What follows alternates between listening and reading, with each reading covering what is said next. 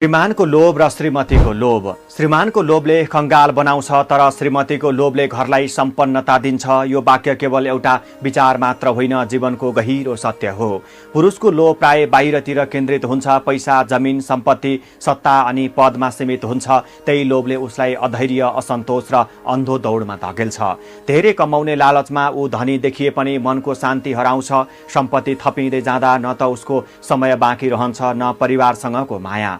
अन्ततः उसको लोभले घरलाई भन्दा पनि मनलाई कंगाल पारिदिन्छ। तर श्रीमतीको लोभ फरक हुन्छ। उनको लोभ बाहिर होइन, घरभित्रै हुन्छ। उनी लोभ गर्छिन् आफ्ना बच्चाहरू शिक्षित, सभ्य र संस्कारी हुन् भनेर, श्रीमान सुरक्षित रहन्, घरमा सुख शान्ति बसुन् भनेर, चुलो बढीमा अन्न नटुटोस्, पाहुना आउँदा मुख नखुलोस् भनेर।